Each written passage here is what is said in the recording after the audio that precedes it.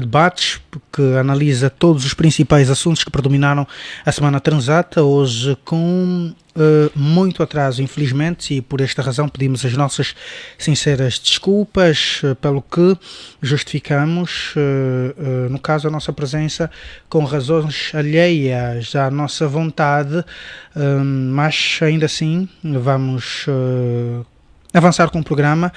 Por agora só temos um dos nossos convidados em estúdio, e que refiro-me necessariamente do deputado Olívio Nquilumbo, a quem passo a saudar. Boa tarde, bem-vindo.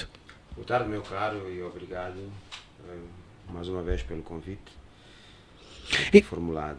Muito bem. E como dissemos, este é um programa de debates e ainda aguardamos, assim, pelos nossos outros convidados residentes, no caso o Dr. Gilson Saluce, o Dr. Agostinho Cicato e também o representante do partido MPLA, que até o momento não deram quaisquer sinais de possível participação na edição de hoje. Porém, vamos avançar ainda assim. Esta semana foi uma semana, no caso a semana transata, foi uma semana de muitas animosidades no que respeita à política.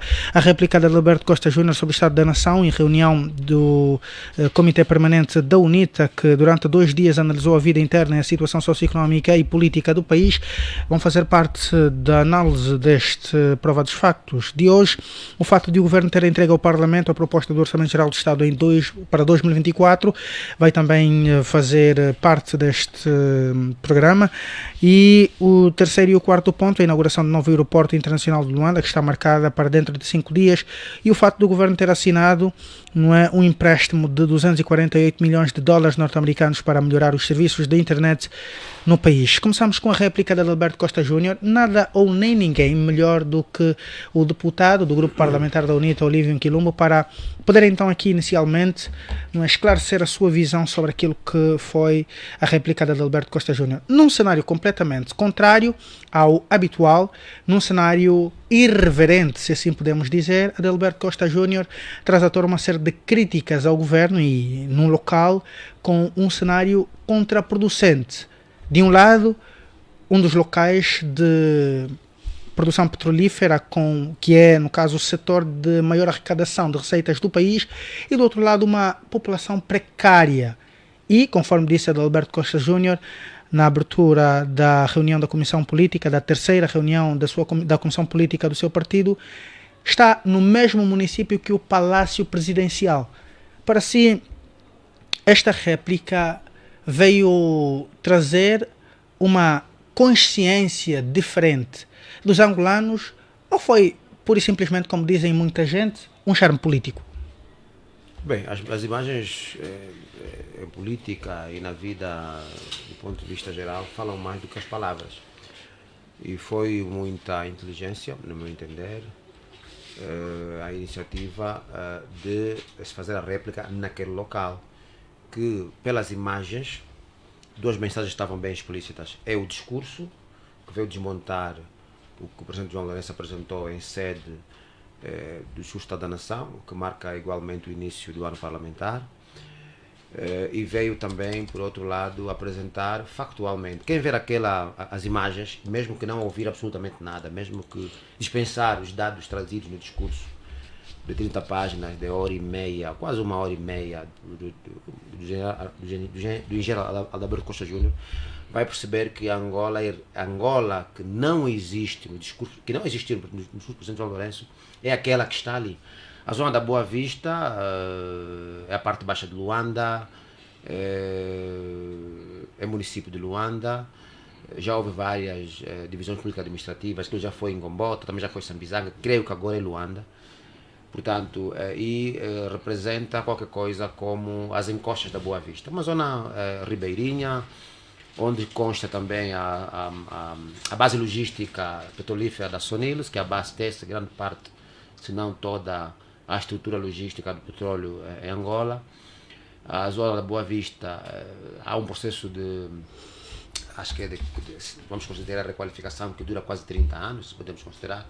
Eu morei naquela zona, falo com muita propriedade. Os primeiros indivíduos saíram para ir os zangos, 1, 2, 3, 4, 5 até 8 mil, grande parte deles veio da Boa Vista, com as piores condições de transportação e acomodação naquela nova zona.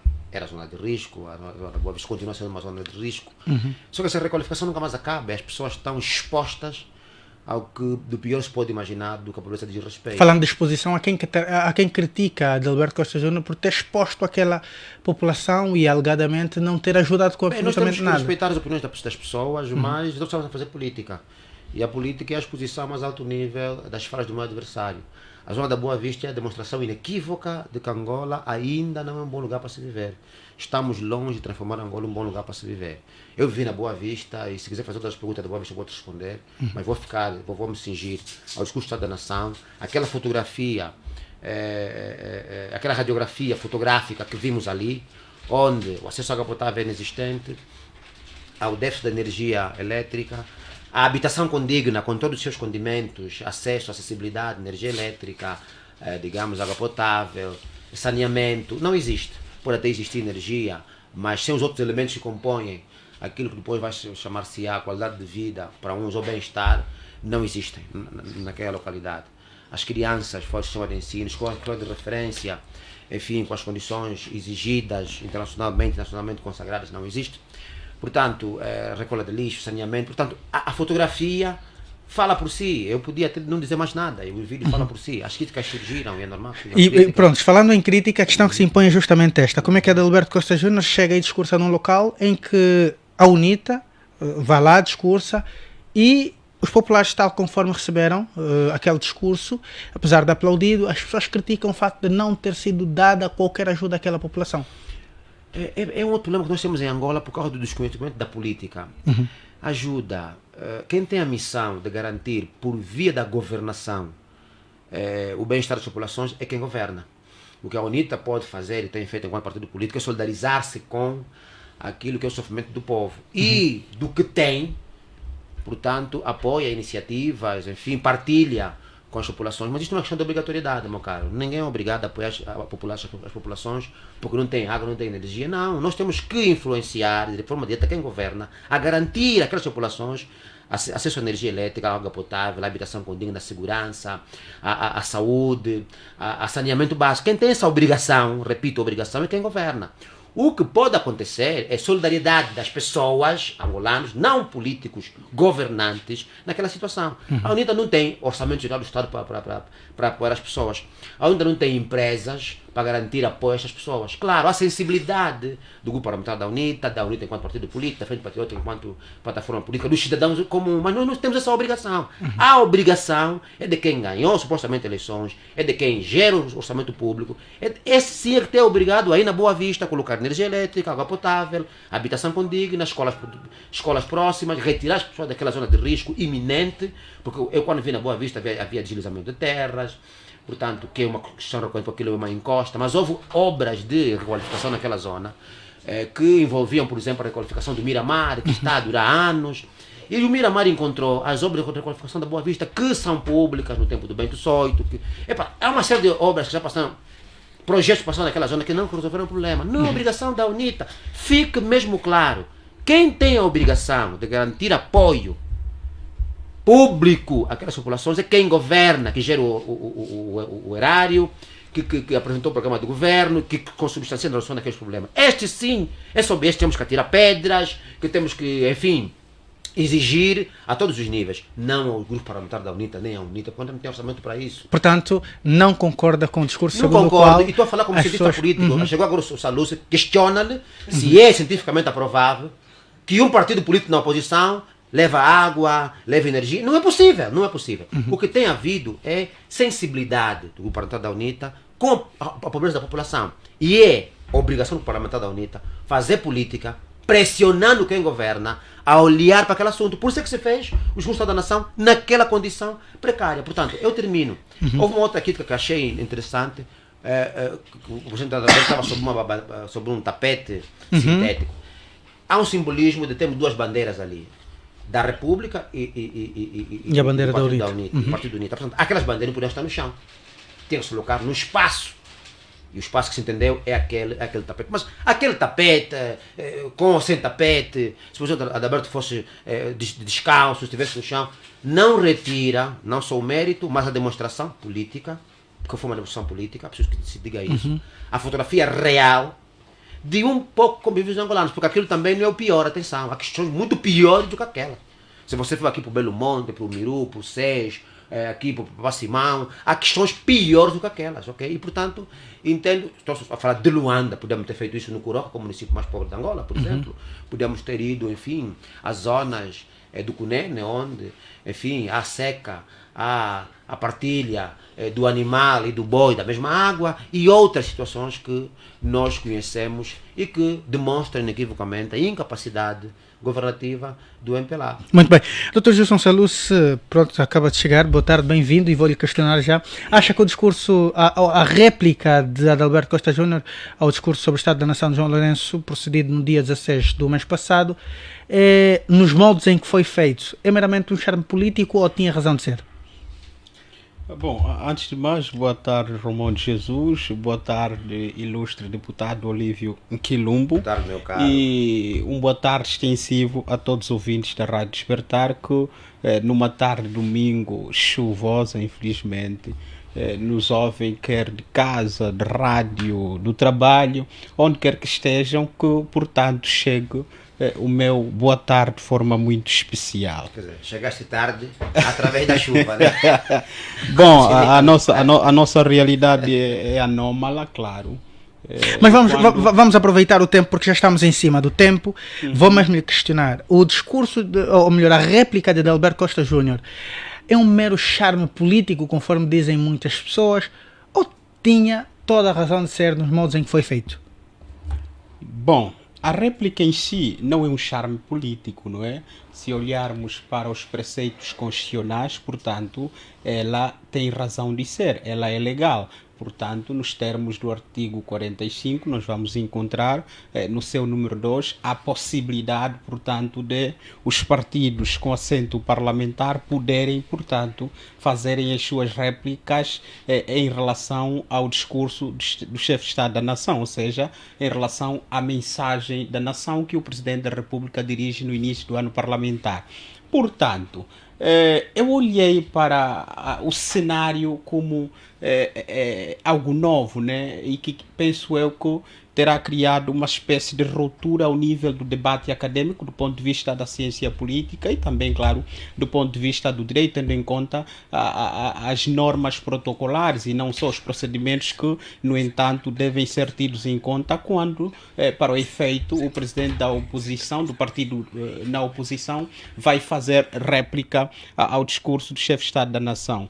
Eu penso que o discurso que nós chamamos de réplica feito por Adalberto da Costa Júnior teve três momentos. Três momentos, penso eu, que definem e caracterizam, no entanto, este discurso. De um lado, as razões legais. Portanto, quem ouviu, analisou e procurou de forma muito profunda compreender o âmago do discurso, percebe que há ali, inicialmente, uma preocupação do presidente Adalberto Costa Júnior de justificar a razão da sua réplica. Mas não me respondeu à questão. Vou lá chegar. Não me respondeu à questão. A questão é simples, é curta e objetiva. É um discurso, é uma réplica, conforme dizem muitos críticos, inclusive políticos do MPLA, surgiram a dizer que é meramente um charme político, tal conforme o Dr. Gilson Salus tem feito, a semelhança dos vários outros pronunciamentos públicos do MPLA em relação a certas ações governativas. A minha questão é justamente esta: é um charme político ou teve toda a razão de ser, considerando os moldes em que aquela réplica foi feita? Do ponto de vista do marketing político e da comunicação política, devo dizer que os assessores e consultores do presidente Adalberto Costa Júnior estiveram muito bem, né? Muito bem, por quê? Porque depois de termos tido 3 semanas anteriores o discurso do chefe de Estado, ou seja, depois de termos tido a mensagem dirigida pelo presidente João Lourenço aos angolanos durante a abertura do ano parlamentar, feita nos moldes formais e tanto depois de um detalhe do ponto de vista do relatório a que o presidente João Lourenço nos apresentou por mais de 2 horas, Adalberto Costa Júnior faz o diferente, né? Entende que há uma Angola que nos foi apresentada do ponto de vista muito formal e até com efeitos muito decorativos do ponto de vista do conteúdo em que o presidente João Lourenço apresentou aos angolanos, e que era necessário trazer à luz daquele discurso muito formal e até quase que com questões que vão para lá da realidade concreta dos angolanos, que se fizesse um contraste à realidade apresentada por João Lourenço, presidente da República, a uma outra realidade que, portanto, Adalberto Costa Júnior entendeu que não foram descritas, não foram caracterizadas, não foram apresentadas por João Lourenço no âmbito da mensagem feita à nação.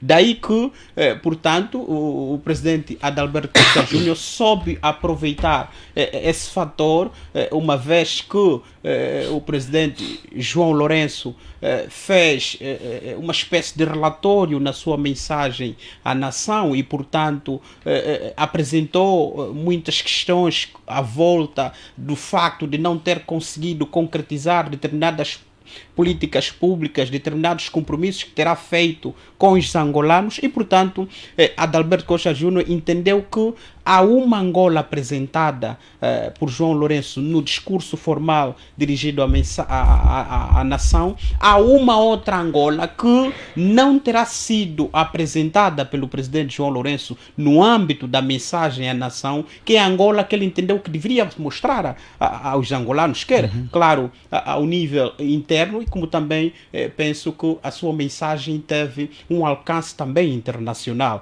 Daí que eu digo que há três grandes momentos que caracterizaram o discurso do presidente Adalberto Costa Júnior. É o facto, claro, de apresentar as razões legais que fazem com que ele dirija essa mensagem do ponto de vista da réplica. Outro é o facto de ele procurar, com um pouco mais de realismo, com um pouco mais de aspectos concretos da vida, do dia a dia dos cidadãos, trazer um ambiente que não é imaginário, um ambiente que é real, é concreto, a que os angolanos estão acometidos todos os dias. Portanto, é aquela realidade da pobreza, é aquela realidade da indigência, é aquela realidade das casas de lata, é aquela realidade dos casebres, nas quais os cidadãos angolanos vivem, que estão muito longe da outra realidade a que nos foi apresentada, por exemplo, na mensagem à nação feita por João Lourenço no dia 16, portanto, de outubro. Mas, para além disso, eu acho que... Não, doutor, para não monopolizar, nós temos outros 4 assuntos que nós precisamos... É muito rápido. Muito rapidinho, rápido mesmo. Há um elemento que a mim não passou despercebido no discurso do presidente da UNITA, no caso Adalberto Costa Júnior. Chega um momento em que ele faz um apelo para as elites que estão temporariamente no poder. Ele falou como, portanto, o presidente Adalberto Costa Júnior terá dito, vou citá-lo, claro, sem acréscimo de nem sequer nenhuma vírgula, faço um apelo para que as elites temporariamente instaladas no poder não virem as costas à ética e à cultura da legalidade, em troca de benefícios, que percam o medo e façam deste um país de direito, de reconciliação, inclusivo e participativo. Eu penso que é um apelo muito importante, mas acredito eu que esse apelo deve ser comum. Esse apelo é para as elites que estão no poder, mas também, efetivamente, para todas as outras elites que compõem a nossa sociedade. Doutor, e, claro, as elites na oposição também não estão isentas desse espírito da legalidade, da cultura, do princípio da inclusão e, claro, mais do que isso, de que ninguém, ao seu nível, procure agir, ao servir os cidadãos, claro, agir em torno muito dos seus bem. Eu vou pedir ao doutor Salus, gastou 10 minutos. Falei 10 minutos. 10 minutos. Sério? Sim. Começou a falar quando eram 14 horas e 2 minutos. Desculpa, 14 e 2 minutos não. 13 e 52 minutos. Terminou agora 14 e 2 minutos. Foram 10 minutos. E eu vou pedir que nas próximas vezes o Dr. Salus conte com tempo, porque nós não temos tanto tempo para abordar os outros assuntos. Dr.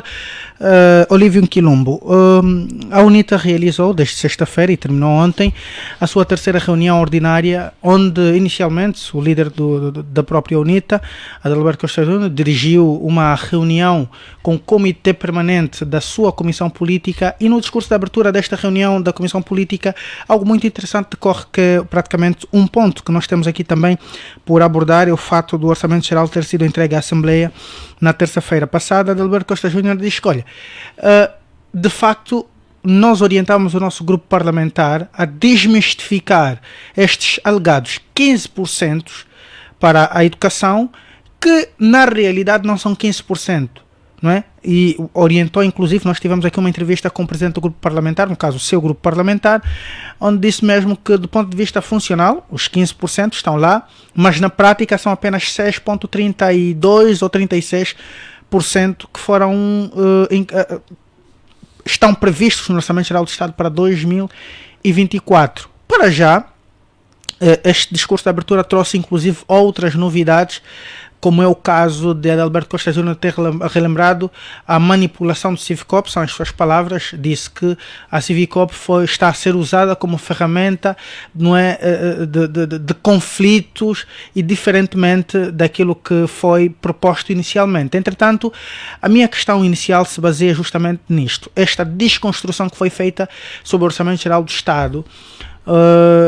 Para já, o que o seu grupo parlamentar traz como novo face a esta proposta? Do ponto de vista prático, sim, porque é parlamentar trazer algo como novo do ponto de vista de análise desta proposta do orçamento, não é? Esta é a questão que se faz, porque os economistas, vários economistas também pronunciaram-se ainda neste final de semana a dizer que não, a UNITA está a fazer críticas no vazio, porque o governo quer de facto melhorar as condições e tal, são de facto 15%, não é?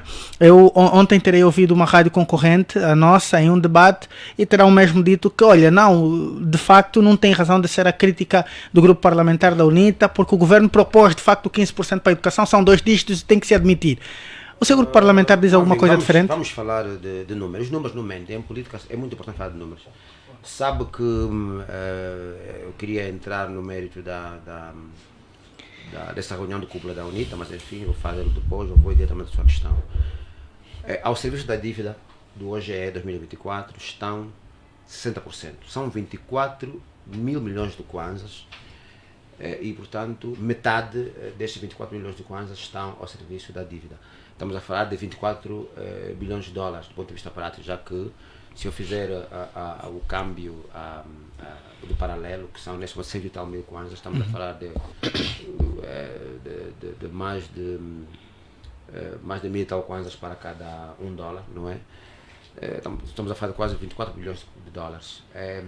24 mil milhões de dólares, isso é que está correto. Metade desse valor é para a dívida, 60%, perdão. Só do ponto de vista dos números, não preciso entrar por detalhes, 60%. E sobram 40%. E fala-se que 2 dígitos para a educação para a saúde e para a saúde. Educação. Estamos a falar de 10%. Portanto, dos 40, menos 10 para a educação e 10 para a saúde, sobram quanto? 20%. 20% para fazer o resto da vida econômica, política e social da Angola? Não dá. Só a partir dali. Os detalhes, meu caro, vão aguardar um bocadinho. O documento tem 550 e muitas páginas. Exige um estudo minucioso, um documento complexo e cheio de armadilhas. Porque nós não recebemos aquele documento em formato, por exemplo, digital, que ajuda no Excel, com o Expert, descortinar. O documento é em papel, temos que ler palavra por palavra, descortinar o documento. Exige algum tempo. E nós não temos também muito tempo. Nós somos já do Estado. É dos orçamentos que em menos tempo se discute. Depois existe uma condição técnica que os grupos parlamentares não dispõem. Se tiverem que dispor dessa qualidade técnica, terão que fazer um grande esforço financeiro. E é preciso fazer esforço financeiro sim para garantir qualidade no trabalho, mas nós temos feito um trabalho interessante. O ano passado discutimos, trouxemos inclusive, remanejamos, atenção, do orçamento do MPLA, dos elementos mais importantes, fizemos um remanejamento, apresentamos um outro orçamento para aquelas questões pontuais, questões prementes, E mesmo assim o MPLA não aceitou. Ou seja, o Orçamento Geral do Estado do MPLA, ele entra preto e sai preto. Do contrário, O normal seria o orçamento entrar para o Parlamento, ser discutido, por um lado, e fazer, do ponto de vista prático, recomendações ou opiniões a esse documento e serem acatadas. Eu, na minha experiência como deputado, fiz um ano agora, o primeiro OGE foi o ano passado, encontrei críticas do próprio MPLA, deputados do MPLA, dizerem que nós, o ano passado, já havíamos recomendado este elemento que não foi tido nem achado. Deputados do MPLA. Do ponto de vista prático, aquele orçamento é do presidente, é o que o presidente acha. Depois vem uma crítica legítima, que a UNITA não aprova orçamentos. Há 30 anos é um facto. E isso é um facto político de grande era relevância. esta a questão que eu lhe ia Por que colocar. raio um partido político na oposição há 30 anos não aprova orçamento? Primeiro que a ciência política, está aí o politólogo, agora sou político, depois questiona isso a ele. Eu não sou obrigado, enquanto oposição, a aprovar o teu orçamento. Até porque o orçamento é teu. Eu não tenho os números que você tem. Mas você, e um país difícil, você como partícipe do Parlamento, tem esta prerrogativa. Um país difícil, como Angola, onde existe despesas quase fiscais, extra-orçamentais, igual ao orçamento, igual até o superior orçamento, que só o presidente gere. Um orçamento geral do Estado, que é um documento, que é lei, que é uma carta branca ao presidente para gerir fundos públicos de um país como o nosso. Nós não temos elementos para aferir, tintim por tintim, as contas andam nesse orçamento. Aonde vai o olhar do grupo parlamentar? Diz que não adianta, porque o governo do MPLA, reiteradas vezes, reitera nos erros, é signatário de protocolos internacionais, não cumpre. Mas sobre foi essa a questão, ideia dos 2%, dos dois dígitos. Está a dizer, sobre esta questão está a dizer que a UNITA não aprovar é a mesma coisa que não precisa estar na Assembleia para discutir o Orçamento Geral do Estado. E vou chegar a outro ponto que é interessante. Não é obrigado a aprovar, porque o orçamento é do MPLA. Em democracias plenas, a não aprovação do orçamento, bem fundamentado, pode dar queda do governo. Em democracias plenas. E nós não somos isso. Nós somos qualquer coisa em transição, se é para democracia, se é para ditadura, se não sei o que. Onde é que tem falhado? Agora, Onde é que tem estado a falha? Onde é que tem falhado? O Orçamento Geral do Estado de Angola é um documento do presidente João Lourenço. É um documento dele. E o normal seria ele ir ao Parlamento defender o seu documento. Porque mesmo os seus auxiliares não fazem isso com o rigor que se exige. Quando eu questiono e onde é que tem falhado... é o melhor momento que nós temos. O orçamento tem falhado em tudo. Em tudo. Vou voltar aos 2 dígitos, para terminar essa questão. Os 2 dígitos para a educação e para a saúde também são especificidades. Dentro dos protocolos assinados existem regras. 2 dígitos para a saúde. Eles dizem onde é que você deve investir estes 2 dígitos. Se você investir naquilo que nós temos observado, que é a construção de grandes infraestruturas hospitalares, está a ser mal empregue. E eles chamam a atenção que é melhor investir na base, na saúde preventiva, nos centros e postos médicos que têm proximidade com o cidadão. Se você aplica os 2 dígitos e investe nas grandes infraestruturas, é roubo, é corrupção, falta de transparência. Vamos à educação. 2 dígitos sim. Aonde? Ali onde está o problema. Qual é o problema da educação em Angola? Acesso e qualidade. O Simprof e o Ministério da Educação concluíram isso. Então tem que se investir em maiores infraestruturas escolares, não é salas de aula, escola. Sala de aula é um compartimento do edifício escolar. Estou a falar escola, que é uma infraestrutura que tem sala de aula, biblioteca, pátio, enfim, uma multitude de compartimentos que compõem a escola. Tens que investir nisso, se você identificou a qualidade e o acesso como problema. Depois, na pessoa que vai dar aula, no professor, investir na boa capacitação do professor e no bom salário. Mas também, eles dizem, quando você aplica os 2 dígitos, tens que investir lá na base, onde? Falávamos em off, de todo, nós temos menos 5 anos de escolaridade, onde? Os 2 anos de berço e os 3 anos de creche. Tens que investir ali, com os 2 dígitos, tens que investir também no ensino integral. Fazer com que a criança vá de manhã na escola e sai às 17 horas. Quem vai à escola de manhã, às 7h30, começa a primeira aula, termina às 12h30, depois fica das 12h30 até às 18 horas, não está o papá, não está a mamá, com quem? A fazer o quê? Temos senhoras que vão os trabalhos informais na Zunga, com crianças nas costas, com crianças em casa, ficam com quem essas crianças? Educação é isso. É este o trabalho que nós vamos descortinar dos tais 2 dígitos. Se há 2 dígitos neste Orçamento do Estado, é visível, estão lá. Onde foram investidos são os detalhes que, durante o período de discussão, vamos tentar entender. Muito bem. Dr. Gilson Salus, essa questão da economia, do Orçamento Geral do Estado foi entregue à Assembleia Nacional e, como dissemos, fizemos aqui uma linkagem do fato de o discurso do Presidente da UNITA na terceira reunião ordinária da sua Comissão Política ter frisado justamente esses detalhes, a desconstrução do orçamento.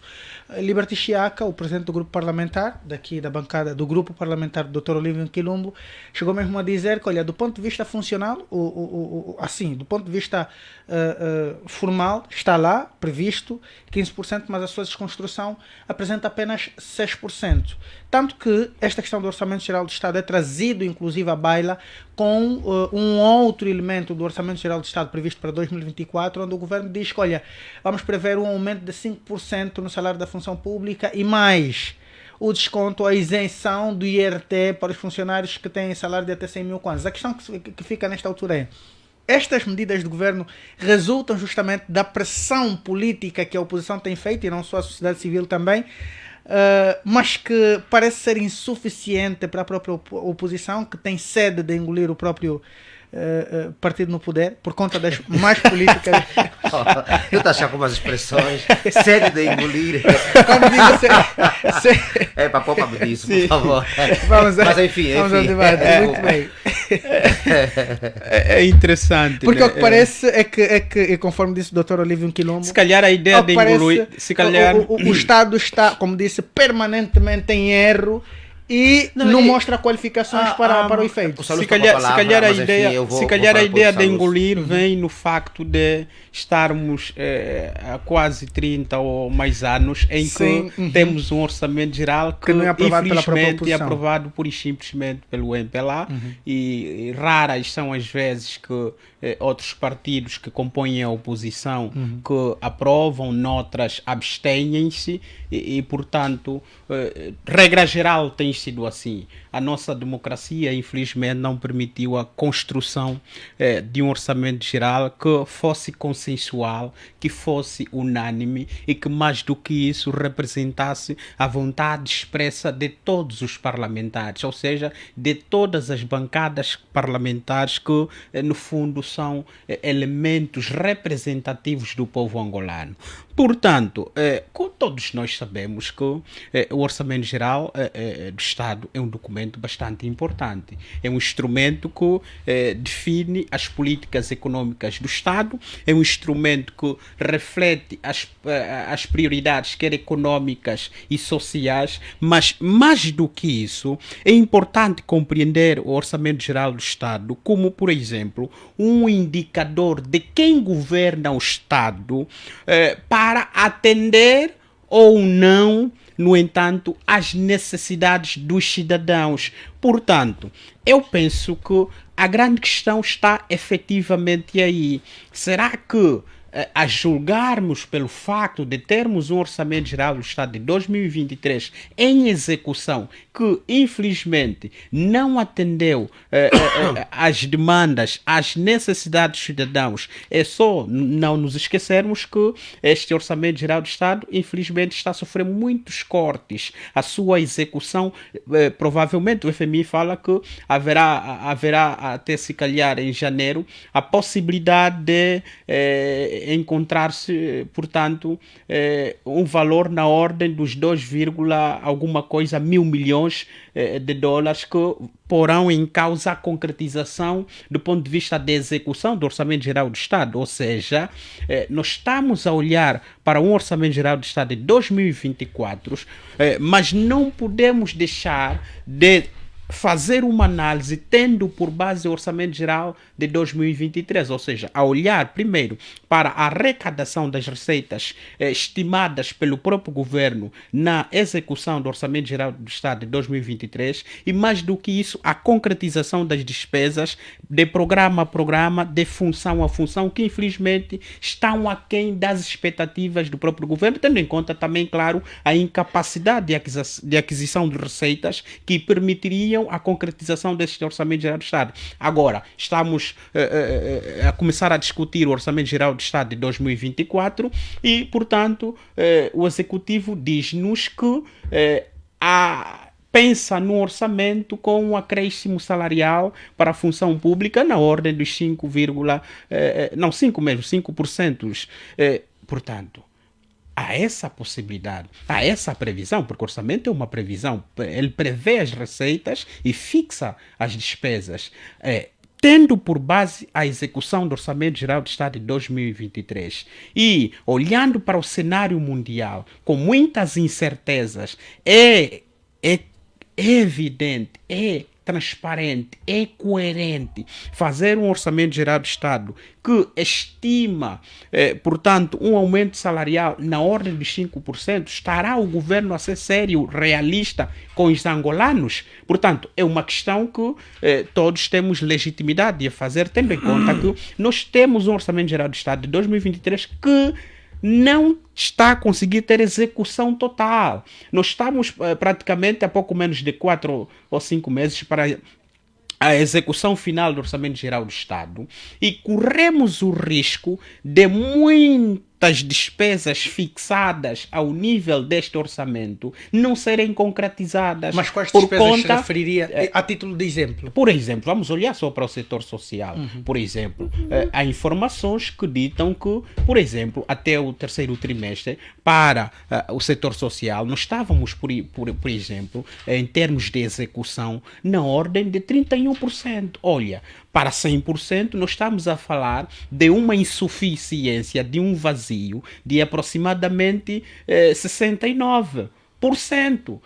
Acredita mesmo que em 3 ou 4 meses estaremos muito próximos dos 60% uma outra ou 70%? Questão que é muito colocada em relação a essa questão. questão. Está 55% 56% de concretização, ou seja, de efetivação do ponto de vista da despesa. Uma outra questão que é muito colocada nesta questão do Orçamento Geral do Estado, no caso, a proposta, e depois de aprovada, as pessoas questionam o fato de haver defraudação permanente na execução orçamental, que era isto que estava a referir.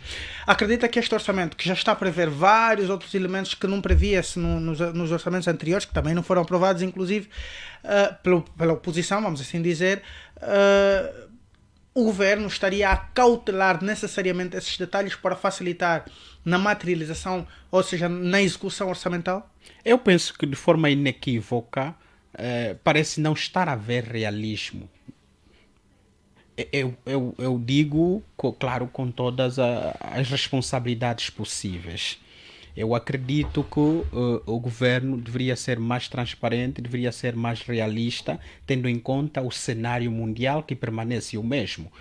Não mudou sequer alguma coisa e continuamos na incerteza de termos ou não a possibilidade de um crescimento econômico que vá para lá dos 2%. Há essa incerteza. E havendo essa incerteza, penso eu que deveria haver maior realismo do ponto de vista das previsões, do ponto de vista do governo, ao estimar, portanto, quer as receitas para o Orçamento Geral de 2024, quer também as despesas. Por quê? Porque ainda ao nível destas incertezas, corremos o risco de termos um orçamento geral em 2024 que venha a vivenciar a mesma realidade que está a viver agora o orçamento geral de 2023, em termos de incapacidade de execução na totalidade, portanto, das despesas fixadas Está a dizer, então, ao nível... que o governo está a se enrolar e depois mais tarde não terá como se tirar a própria corda do pescoço?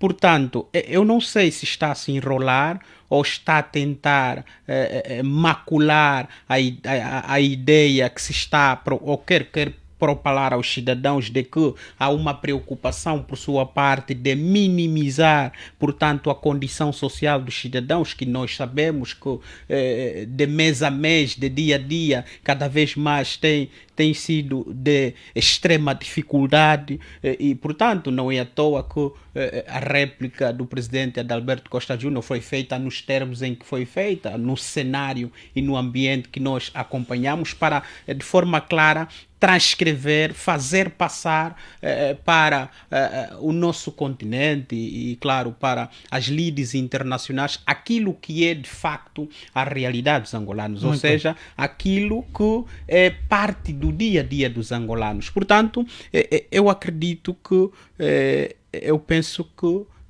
nesta senda era fundamental que ao nível das responsabilidades sociais que o governo tem ao definir aquilo que vão ser, por exemplo, as prioridades sociais, aquilo que vão ser, por exemplo, as pretensões de execução do Orçamento Geral do Estado de 2024, pudesse ter em conta os elementos que tenham sido constantemente as recomendações, quer, portanto, do Tribunal de Contas, relacionadas, claro, à questão da transparência, relacionadas, claro, à questão da boa governação, relacionadas, é claro, à questão da responsabilização política, uma vez que os orçamentos gerais do Estado têm merecido constantemente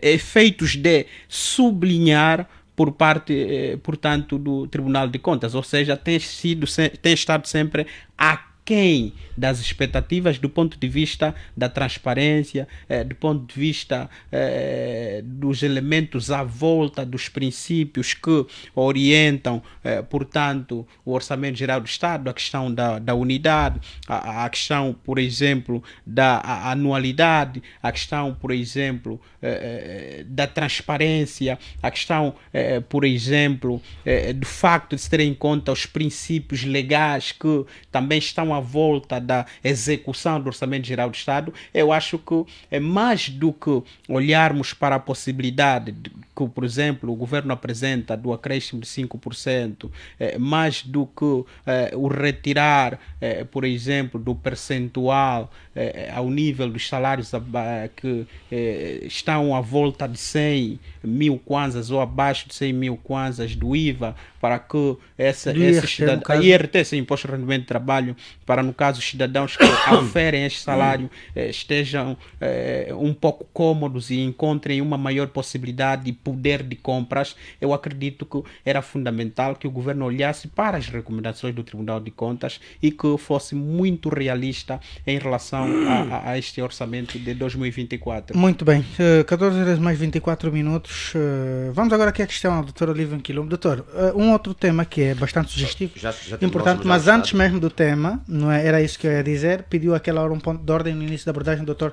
Salucci. Gostava que considerasse o seguinte na sua abordagem: o fato de o Tribunal de Contas ter feito várias recomendações nos orçamentos gerais anteriores, a quando da prestação de contas, não é? O Tribunal de Contas sempre produz um relatório com algumas recomendações, e há quem diz mesmo que o Governo, na produção dos demais orçamentos gerais do Estado, as propostas, não tem levado em conta este relatório do próprio Tribunal de Contas. Infelizmente, sabe que agora está alguém no Tribunal de Contas que recebeu a recomendação do Presidente de não dar o visto para não incomodar a dinâmica e a velocidade, segundo o Presidente, com que ele está naquilo que ele entende ser a execução de ações públicas com dinheiro público.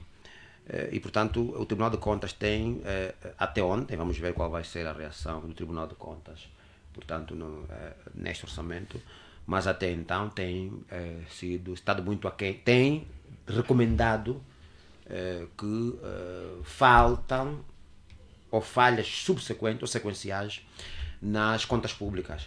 Ou seja, o próprio Tribunal de Contas não dá nota positiva ao governo, do ponto de vista prático.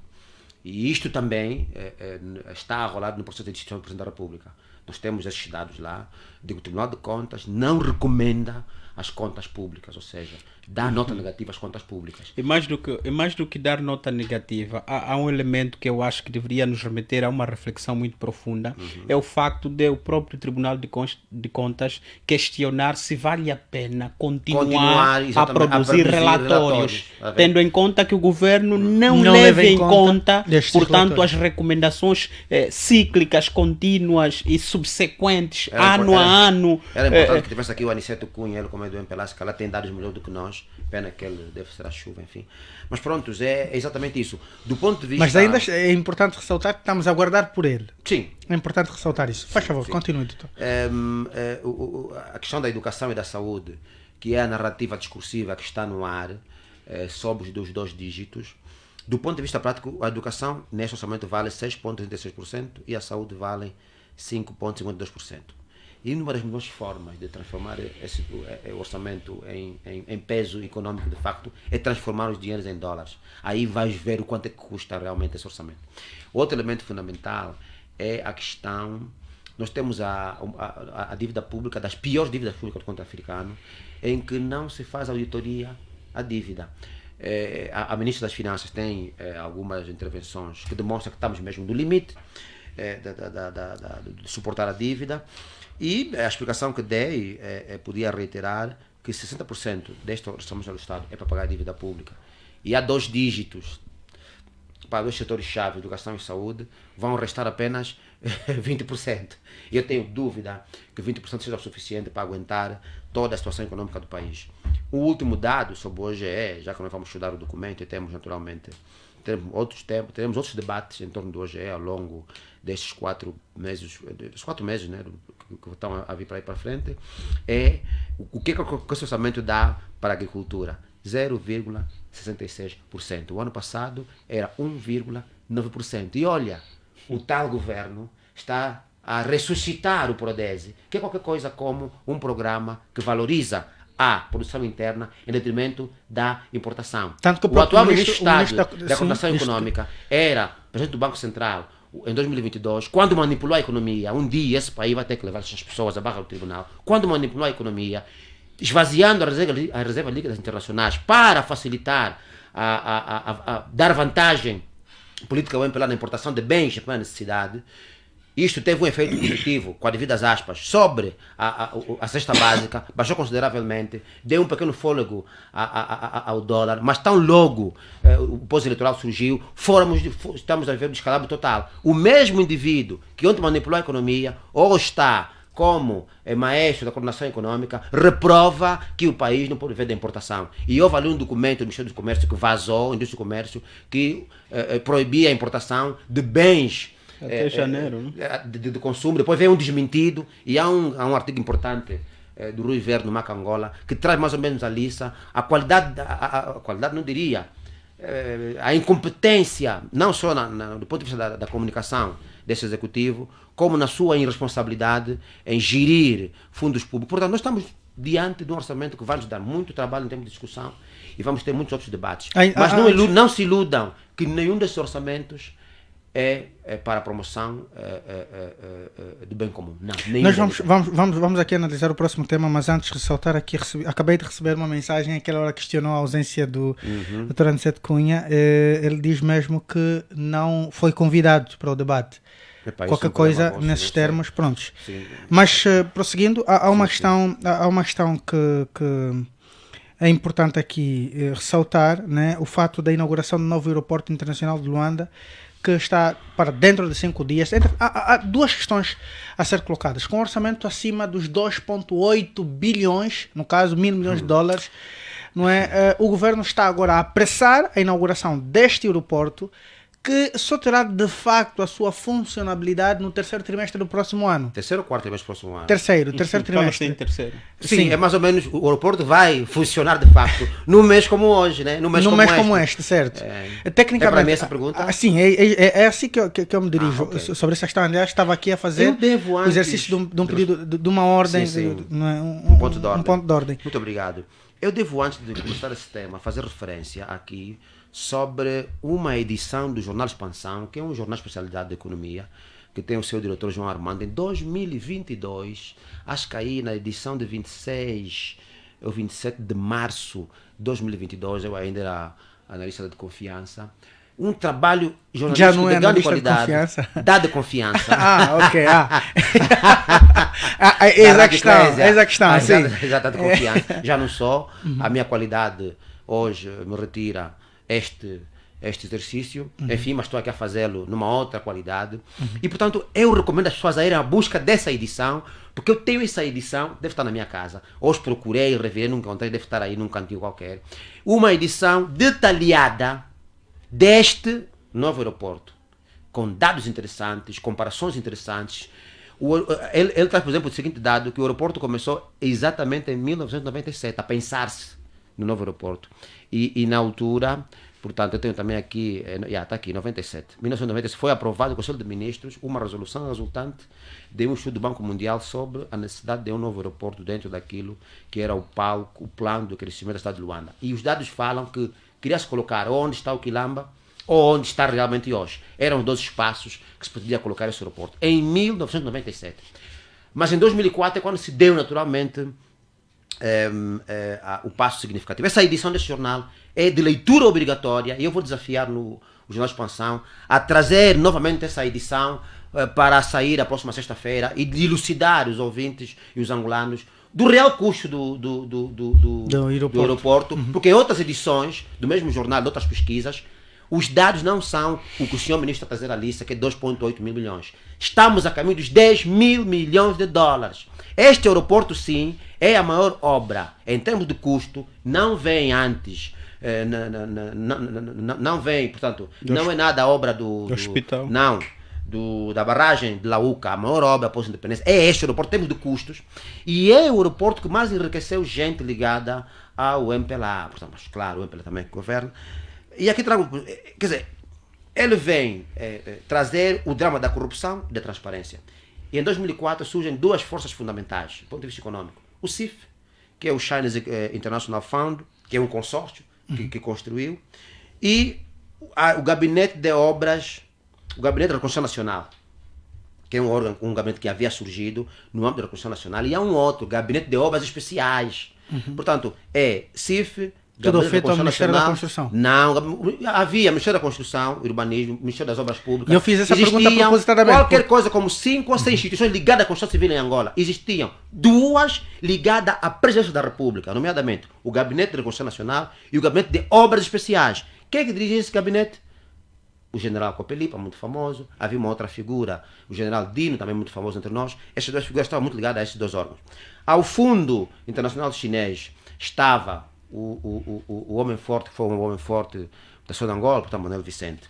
Então, nós temos aqui, na altura, essas duas instituições. Depois, o que acontece? Eles encerram o Gabinete de Obras Especiais e o Gabinete de Reconstrução Nacional, porque o financiamento realmente chegou, mas não foi direcionado à obra. E como havia problemas, isso vai para a dívida pública e entra em cena a Sonangol. A Sonangol Imobiliária também esteve nesse novo aeroporto. Esse passivo passa para a Sonangol. Por isso que a Sonangol passou a ser o polvo da corrupção em Angola. Por isso, quando toma posse, dissolve a Sonangol, tira-lhe o poder, portanto, de ser a empresa que tinha um monopólio e surge a Agência Nacional de Petróleo e Gás. Por quê? Porque a Sonangol entra em falência porque não fez investimento na pesquisa e na produção, que é o caso que acontece com outras empresas multinacionais nesse ponto de vista do petróleo de respeito. A Sonangol não investiu fortemente na pesquisa e na produção porque andou a investir em outros setores distantes do seu core business, sobretudo o novo aeroporto, que é a Sonangol Imobiliária. Isso é uma das razões da falência, portanto, aqui da Sonangol. Depois temos aqui elementos ligados, por exemplo, a números. A roupa esteve parada durante muito tempo. Hoje fala-se em 2,8. O novo jornal, o Jornal Expansão, nessa edição de 2022, já falava de 6,8 mil milhões. Se associares a esses 2,8, estamos próximos aos 9 mil milhões. Portanto esse valor que está trazido pelo ministro dos Transportes, julgo ser o valor do consulado dele.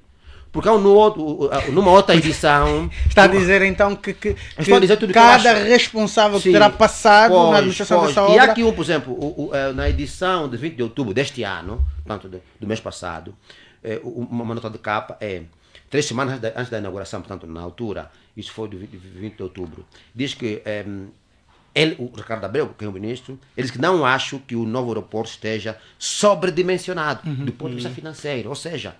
Esta obra, se esse país fosse um país sério, já que esse país não é sério, é uma governação que é a governação que conhecemos, esta obra levaria muita gente à cadeia. Este aeroporto está a caminho dos 10 mil milhões de dólares. E, pronto, eu não posso dizer mais muita coisa, porque, enfim, tinha que descortinar muitos elementos, mas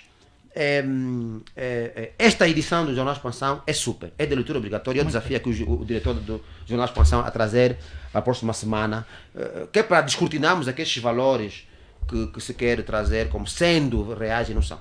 Um outro assunto que está ligado a esta questão do novo aeroporto, Dr. Salus, é o fato de aquele aeroporto foi a razão de recentemente ter sido o governo ter promovido uma série de demolições, não é, naquele perímetro, que por conta já do apetrechamento, do finalizar, não é, das obras de conclusão para aquele aeroporto. Entretanto, isto terá levado muitas famílias a verem suas casas demolidas. As casas, inclusive, há relatos de que há famílias que nem sequer estavam na margem e estavam muito distante do limite do novo aeroporto, mas viram as suas residências demolidas.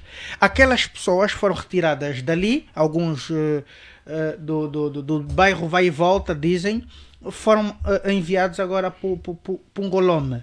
Ungolome é um bairro que está... Quem vai para Bom Jesus passa a CIF, não é a fábrica de cimento, e depois tem um desvio que dá acesso a um bairro. Eu falo na primeira pessoa, estive lá, em serviço, não é, em reportagem, e vou-lhe contar uma coisa. Os populares de Ungolome consomem água turva. Água turva. Os populares de Ungolome, nós registramos inclusive o caso de jovens ou de crianças que estavam a urinar sangue. Estavam a urinar sangue por conta disto, por conta de consumir esta e não tem nem sequer qualquer... E aliás, além da água ser turva, eles recebem uma distribuição periódica, não é, no caso semanal, com uma cisterna que tira a água do rio e pronto. Não sei se a cisterna é tratada ou não, chega lá e despeja. Quem conseguiu água, conseguiu. Quem não conseguiu, também não conseguiu. E os povos populares reclamam, inclusive, e falaram aqui na nossa reportagem na semana transata, de que muitos deles não têm trabalho, não têm formas de sustentabilidade e não têm qualquer apoio do governo. Porém, receberam recentemente a construção de uma escola. Não tem nada ao que comer, mas o governo colocou lá uma escola. As condições de habitabilidade são das mais piores que eu vi, não é, sem qualificar, mas pronto, toda esta situação é para chamar à baila uma questão simples. O governo está com pressa em inaugurar este aeroporto, entretanto não reassentou esta população que viu as suas residências demolidas. Qual é a sua perspectiva, a sua visão sobre esta ação do governo? Bom, no período em que aconteceram as demolições, eu tive, portanto, o privilégio de falar com um amigo que até é advogado e, portanto, está a acompanhar o processo neste preciso momento relacionado a esta questão. Pensamos nós que, portanto, terá havido má fé por parte do governo, uma vez que o que as pessoas não conseguem compreender até hoje é que governar também é prever cenários possíveis que podem pôr em causa a governabilidade ou não. E parece-nos que esse elemento não foi tido em conta pelo governo angolano, uma vez que era possível antecipar-se a possibilidade de, portanto, os populares construírem casas aí, naquelas mediações, tendo em conta o perímetro do aeroporto. Para este caso, compreende-se que faltou previsão por parte do governo. Agora, há uma outra questão. Há também cidadãos que estavam numa região em que se distanciava dos perímetros recomendados internacionalmente para a presença ou não de habitação e, portanto, não conseguimos compreender porque é que tais habitantes foram retirados aí e, portanto, suas casas foram demolidas. A todos os efeitos, faltou previsão, houve má fé por parte, no entanto, do governo. Penso que deveria ter agido no âmbito da ideia que sempre propala-se de que o governo é uma pessoa do bem. E pessoa do bem, claro, não deve produzir... Um ente do bem, não? Sim, é uma pessoa do bem. E pessoa do bem não deve efetivamente produzir ações que não corroborem com o bem-estar das populações. E pensamos mas nós do ponto de vista de responsabilização, estas pessoas, por estarem ao relento até o momento e o Estado estar apenas preocupado com a inauguração deste aeroporto, pressupõe a possibilidade mínima que seja de algum cidadão interpor uma ação contra o Estado alegada não, por violação dos direitos humanos? Nos termos constitucionais e legais, não só, há essa possibilidade. Até onde eu sei, há um processo que está a decorrer relativamente à preservação da dignidade da pessoa humana. Não é à toa que, bem recentemente, lemos um relatório das Nações Unidas, do Unicef também, claro, que punha em causa a efetivação dos direitos humanos em Angola e que haviam elementos que, de uma ou de outra forma, beliscavam a concretização por parte do governo das garantias dos direitos e liberdades fundamentais dos cidadãos. Portanto, o direito à habitação é um direito mais básico e fundamental e é pilar da nossa Constituição. Acreditamos nós que, ao nível até das próprias tarefas fundamentais do Estado, que estão em epígrafe no artigo 21, o Estado tem responsabilidades sociais para com os cidadãos e fica mal até, em pleno século XXI, ouvir que há um Estado que até entende-se por ser ente do bem, pessoa do bem, que pratique tais ações que põem em causa, claro, a benignidade ou não do Estado. Eu acredito que pessoas de boa fé, claro, possam, portanto, contribuir para, no entanto, essas populações consigam, claro, interpor um processo que, de uma ou de outra forma, venha a garantir a satisfação das mesmas e que, portanto, suas dignidades sejam respeitadas. E, mais do que isso, o Estado é a primeira pessoa a respeitar, a proteger, portanto, a dignidade da pessoa humana. É o princípio mais básico ao nível da compreensão dos direitos humanos. Agora, nós, ao ouvirmos, por exemplo, que o aeroporto vai ser inaugurado no dia 10, colocamos-nos várias questões, né? Primeira é a questão que o ministro Ricardo Abreu diz não. A ideia, por exemplo, que o deputado Olívio Quilombo falou em relação ao facto de estar sobredimensionada não tem que ver efetivamente com os custos, mas do que com a dimensão, ou seja, a estrutura é bastante grande, essa é a ideia, mas, portanto, o ministro diz que não, o aeroporto não é suficientemente grande, como se diz por aí fora. Mas nós compreendemos que, para tentar trazer até a expressão que usou inicialmente, quando me colocou a primeira pergunta, sobre se será ou não charme político o local em que o presidente Adalberto Costa Júnior fez a sua réplica, e eu agora viro-me para essa questão. Não será efetivamente um charme político por parte do presidente João Lourenço em inaugurar uma obra inacabada? Será que o presidente João Lourenço gostava de ser julgado por ter sido um dos presidentes que volta e meia andou a inaugurar obras inacabadas? Porque não é a primeira vez que se acompanha essa situação. Já ouvimos falar de obras, por exemplo, penso eu, no Quando Cubango e no Bié, que não tinham sido terminadas, mas que o presidente da República foi lá e inaugurou. Será que, ao inaugurarmos uma obra que até procura homenagear o primeiro presidente da República, estaremos efetivamente a honrar o legado e a memória do presidente? Será que o presidente Agostinho Neto estará feliz a homenagearem-no com uma obra que não está acabada? Portanto, há aqui questões que se colocam que eu acho que não conseguimos vislumbrar a necessidade de tanta pressa por parte do presidente da República de uma obra que até está a ser construída há mais de 15 anos.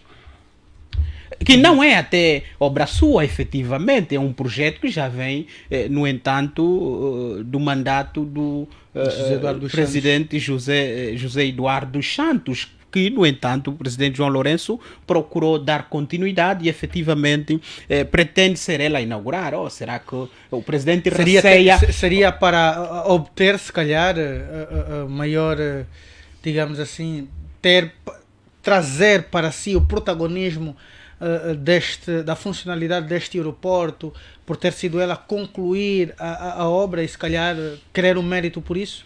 Pode ser, é uma possibilidade. Talvez o presidente João Lourenço quer ser julgado Mas como ia-se aquele colocar que em causa tanto mais ele mesmo? homenagens fez ao ex-presidente da República, o memorável Dr. Antônio Agostinho Neto, mas não conseguimos perceber a necessidade da pressa em, no entanto, inaugurar uma obra que está inacabada. Do ponto de vista político, efetivamente, isso macula a imagem do presidente da República. O presidente não fica bem, né?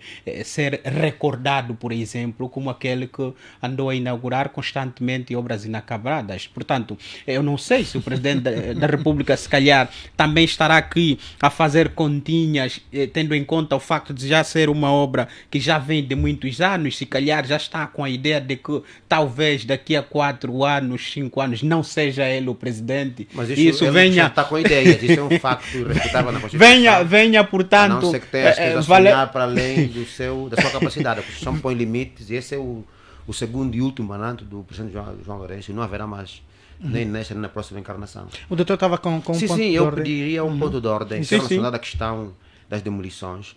Essa coisa de gostar de ler jornais é complicado. O novo jornal do mesmo grupo do Expansão trouxe uma matéria do jornalista Vitória Maviluca, Álvaro Vitória, que era, portanto, demolições para salvar a autoridade do Estado e certificação do novo aeroporto internacional. Na altura, esse foi no dia, portanto, 22 de abril de 2022, que chamava até a atenção nessa altura que era ano eleitoral e nenhum Estado de sã consciência em ano eleitoral partiria para ações de demolições que custariam na mesa, portanto, das urnas. E como esse Estado não acredita na democracia, essas contas de ações que podem tornar impopular a presença de quem governa não fazem parte do seu cardápio analítico. Os analistas não ajudam, ou o regime está formatado a não respeitar leis e dessa condição saber que vai ter um resultado, portanto, favorável. E essa matéria trazia, naturalmente, no novo jornal, como é óbvio, a evolução da ocupação daquele espaço. Porque numa visita do João Lourenço naquele espaço, ele foi chamado a atenção que as casas à volta do perímetro do novo aeroporto colocariam em risco a certificação desse aeroporto. Há uma questão de certificação também que é esse do aeroporto, portanto, do Lubito. Não me lembro o nome, mas esse aeroporto era suposto ser um aeroporto internacional, suposto ter a segunda entrada internacional da Angola para no 4 de fevereiro, e até hoje não tem certificado internacional, e é um elefante branco que recebe 12 voos por semana a conta de 12 aviões por dia. Portanto, não é um aeroporto economicamente rentável. Se foi feito com fundos públicos ou com empréstimo, já é um negócio mal feito. Portanto, desse aeroporto existem muitas situações em torno dele que envolviam na sua gênese pessoas como Manuel Vicente, General Copelipa, General Dino, o chinês Sampa, o homem do CIF, que foi o indivíduo que abriu as portas a uma elite angolana, aquele espaço de financiamento. Enfim, quem tiver possibilidade de ler, de conseguir essa edição do ano passado do Jorge Expansão pode ler, mas o Maca Angola também tem um artigo muito interessante sobre a questão do novo aeroporto. Vamos analisar os números, vamos participar, procuram também fazer investigações individuais. Estes dois jornais trazem dados interessantíssimos, não só, portanto, o Expansão e o Maca Angola, sobre esse novo aeroporto. Não são nada 2,8 mil milhões, são quase 10 mil milhões. Há uma questão que também é de um imperativo analítico. Nós temos agora só 10 minutos para terminar. Em relação, e ainda temos só um minutinho. Vou-lhe dar mesmo um minuto e vou ser muito rigoroso, arrisca desse 1 minuto, porque nós temos apenas 10 minutos para terminar o programa. Faz favor, 1 minuto. Em relação à discussão ligada ao novo aeroporto, deve-se, claro, do ponto de vista do imperativo analítico, fazer-se uma colação com a questão ligada à explosão demográfica e, mais do que isso, ao fluxo migratório, ou seja, portanto, há mesmo necessidade de ter um aeroporto com a dimensão do novo aeroporto? Sim, Quantos voos nós recebemos por dia em Luanda? Voos internacionais? Sobre Qual é o fluxo migratório? O sobredimensionamento é sobre a extensão territorial e não financeira. Essa é uma parte Qual é a necessidade? Quantos voos internacionais nós recebemos em Luanda ou saem de Luanda para o mundo? Como é que está o fluxo migratório em Angola? Qual é a necessidade de ter um aeroporto daquela dimensão? Quando na realidade nós estamos aqui, claro, até bem recentemente o Presidente da República exarou um decreto em que convidava, claro, claro, isentando vários países de virem, portanto, seus cidadãos de virem para Luanda, para Angola, sem necessariamente a anuência por via do visto. Portanto, se há, por via desse juízo, desse raciocínio, nós não conseguimos perceber a desnecessidade do aeroporto e, claro, fazendo a colação com a nossa realidade social e econômica e a julgar pelos valores, os custos, portanto, do novo aeroporto, terá mesmo razão de ser do ponto de vista das políticas públicas, do ponto de vista da viabilidade governativa, a criação, a construção de um aeroporto da dimensão que já nos disseram deste novo aeroporto. Pensamos nós que, portanto... Muito bem, nós vamos aproveitar o tempo. Nós vamos aqui agora analisar o último tema deste Prova dos Factos, desta edição.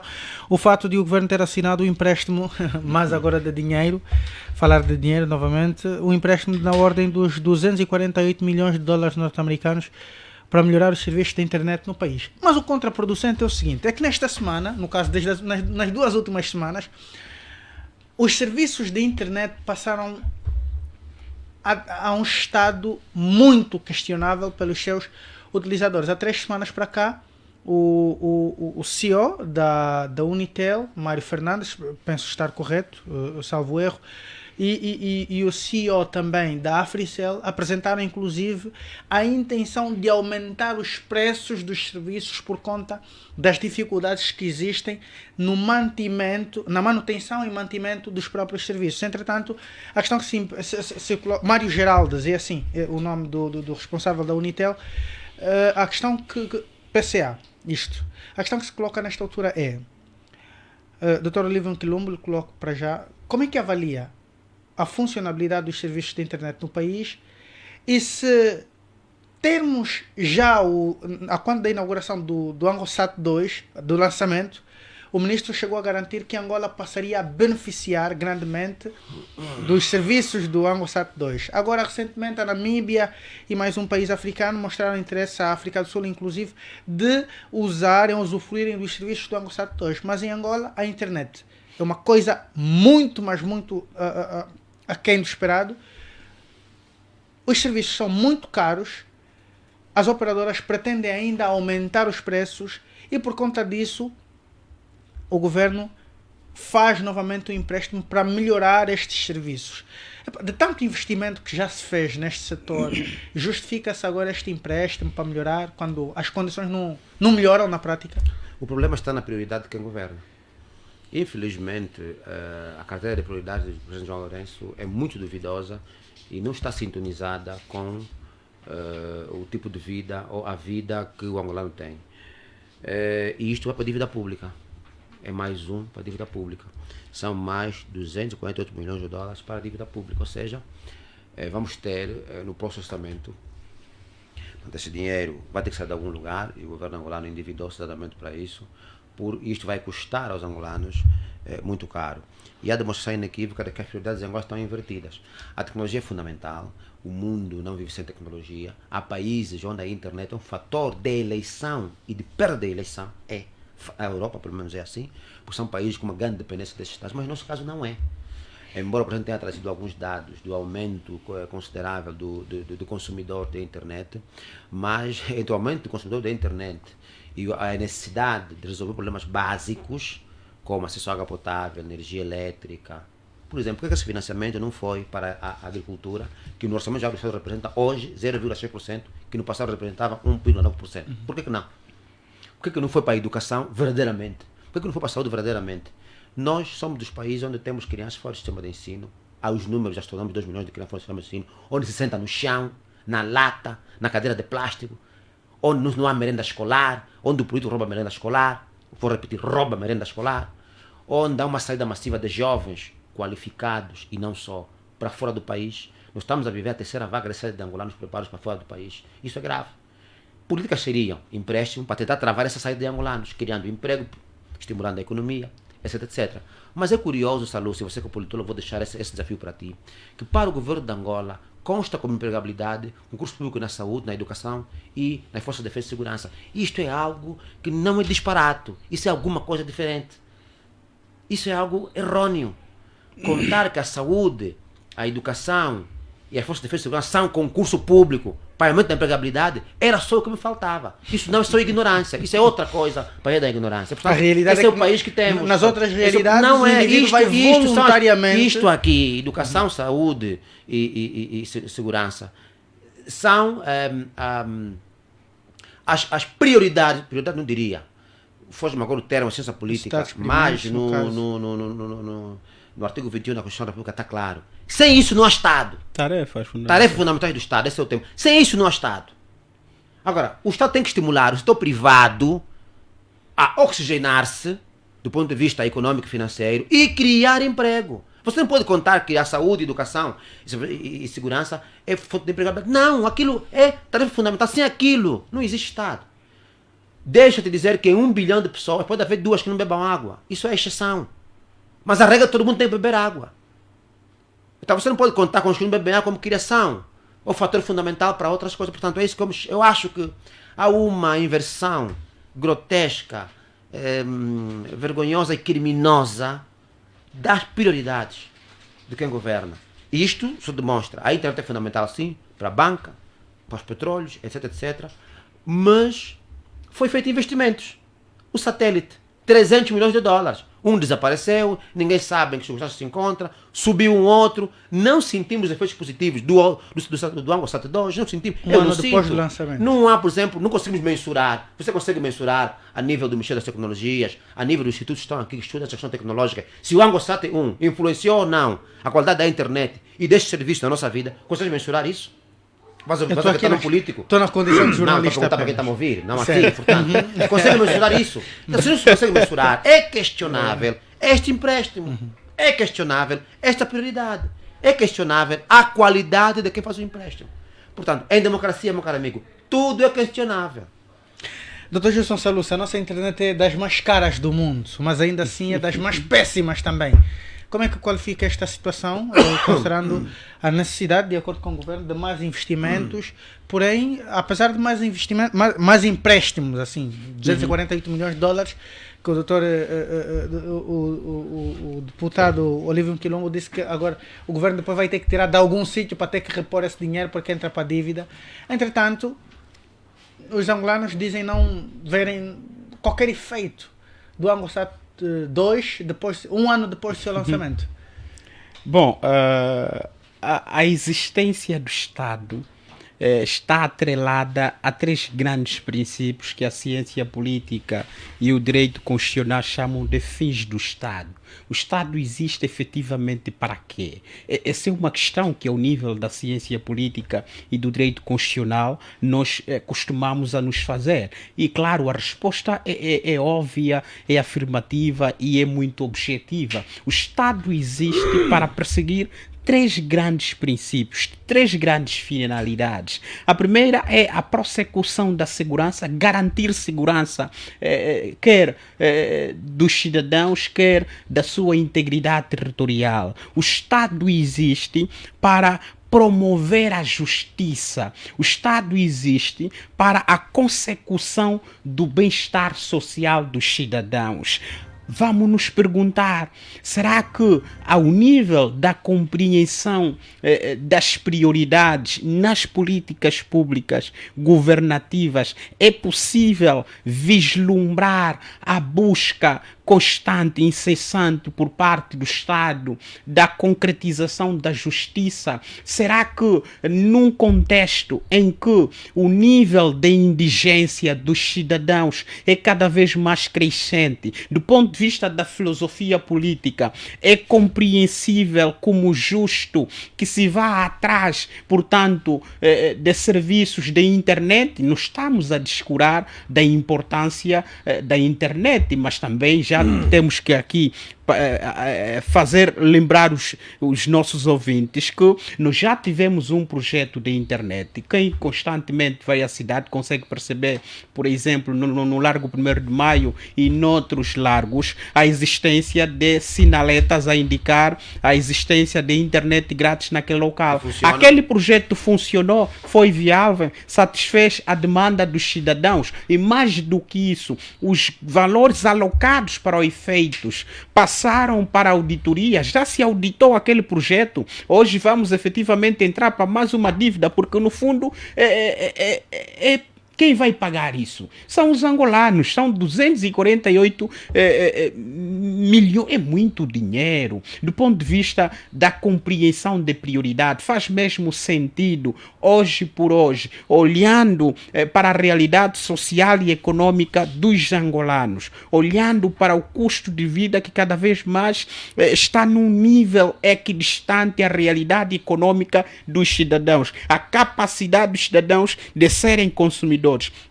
Faz sentido recorrer mais à dívida quando você já tem um orçamento geral do Estado com um percentual sempre maior da dívida, quando a prioridade é estimular a produção nacional. Não seria preferível que este valor que se pensa alocar para a compra, por exemplo, de equipamentos e a prestação de serviços para o projeto nacional de banda larga, não seria preferível alocá-lo para estimular a produção nacional, para deixarmos de ser continuamente uma economia petrodependente, para permitirmos a criação de serviços, para permitirmos que os cidadãos consigam por si mesmos desenvolver a sua capacidade de poder de consumo, poder aquisitivo? Nós pensamos que é uma decisão, prontos, foi tomada pelo titular do Poder Executivo, pelo chefe do Estado, mas pensamos nós que do ponto de vista da compreensão de prioridade,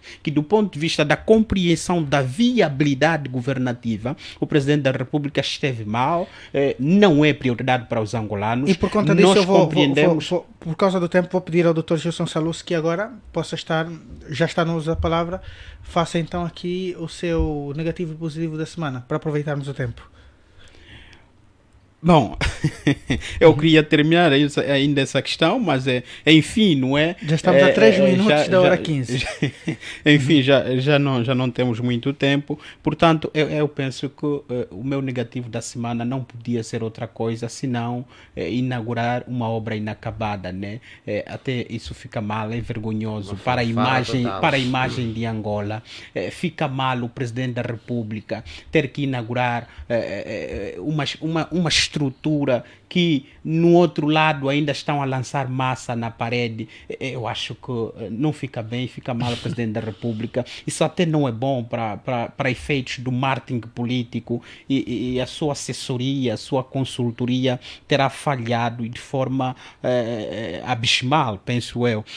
O positivo da semana, penso eu que de um lado é positivo, do outro lado é negativo, né? Ultimamente tenho estado a falar com muitos agricultores que já clamavam por chuvas, não é? E quando a chuva também teima em chegar, isso também a nós dificulta por conta dos produtos do campo que quase não chegam às nossas mesas. E estava a conversar com algumas pessoas que clamavam pela chuva por conta dos produtos que infelizmente não estavam, portanto, a dar frutos, não estavam a reproduzir. E claro, acredito que o meu positivo é o facto de já ter havido chuvas e que, portanto, os agricultores nesse preciso momento devem estar bastante felizes, porque já se pode vislumbrar a possibilidade, portanto, de colher num horizonte muito próximo. Dr. Olívio Quilombo, negativo e positivo da semana? O positivo foi exatamente a réplica. 15 dias depois, ela não perdeu a atualidade, esteve atual e, aliás, os números apresentados são muito expressivos. É um documento de consumo público e deixo aqui a tarefa aos angolanos para procurarem esse documento. Vamos procurar falar com a direção de comunicação da UNITA para colocar o documento público, porque é um documento interessante, descortina, portanto, a realidade econômica que é escondida por quem governa, e as imagens falam por si. Recebi muitas solicitações de pessoas que estão no estrangeiro que não tinham noção disso, até pouco diplomático em Angola, que algumas pessoas estiveram presentes, nunca estiveram numa situação daquela. Bem próximo dos político, palácios. Sim, bem próximo do Palácio Presidencial, a pouco menos de 5 km do Palácio Presidencial, creio. Zona Nobre. Zona Nobre da Baixa de Luanda, que dá para a Marginal, que dá o Parlamento angolano, enfim, é lá onde vivem milhares de angolanos. É uma outra demonstração de que 70% da nossa cidade de Luanda é gueto. Os espaços urbanos estão distantes de si. Tu tens a Baixa de Luanda urbanizada, com alguns serviços altamente deficitários. Depois tens, portanto, a Vila de Viana, depois tens o Sequele, depois tens um bocadinho o Quilamba, tens o Zango 8000, que são os espaços onde há, de facto, alguma sanidade do ponto de vista dos princípios básicos da saneamento, enfim, energia elétrica, acesso. De resto, e a maior parte da cidade, no meu entender, é gueto. E guetos dentro das cidades, etc. E ficou provado que os angolanos, na Boa Vista e em outros espaços de Angola, vivem próximos ou piores àquela fotografia que foi apresentada. Este é realmente o positivo, a ousadia política. O negativo são, de facto, os vários problemas. Por exemplo, eu quando vi essa questão da dívida, de mais uma dívida, fiquei aterrorizado. E sexta passada, tive uma situação particular. Levei um parente próximo a um hospital às 23 horas, eu fui atendido às 3 horas e 40 minutos. Portanto, o hospital é público, o hospital do Prenda, foram cerca de 4 horas à espera. Este dinheiro, se fosse investido realmente para a saúde, se calhar devíamos ter menos tempo de espera, mais tempo de apresentação. Não são de atendimento, não são os médicos os culpados, não são os enfermeiros os culpados. Aquelas pessoas fazem um grande sacrifício, dão o melhor de si. É o sistema que tem que ser mudado, desde de quem é ministro, de quem é presidente. Portanto, nós temos problemas muito fortes e que não dependem da máquina de baixo. A máquina de baixo faz o seu favor, faz o seu esforço. Essas pessoas trabalham no limite da sua capacidade, mas sem governo está nem ali, porque não investe onde deve investir para desanuviar, desburocratizar e facilitar que as pessoas tenham acesso à saúde pública sem essas limitações que são grandemente políticas e de incompetência. Muito bem, nós tivemos aqui, infelizmente hoje um painel incompleto, mas conseguimos fazer o programa Prova dos Factos, hoje a edição de 5 de novembro de 2023. Agradecemos aqui ao Dr. Olívio Quilumbi, ao Dr. Gilson Salussa, estimado ouvinte. Trabalhou hoje para si o Horácio dos Reis na realização. A coordenação é de António Festos, a técnica é de Edgar Elias. Apresentou-lhe este debate, ou seja, esteve na moderação o Romão de Jesus. Nós prometemos voltar no próximo domingo. Fiquem bem, boa continuação.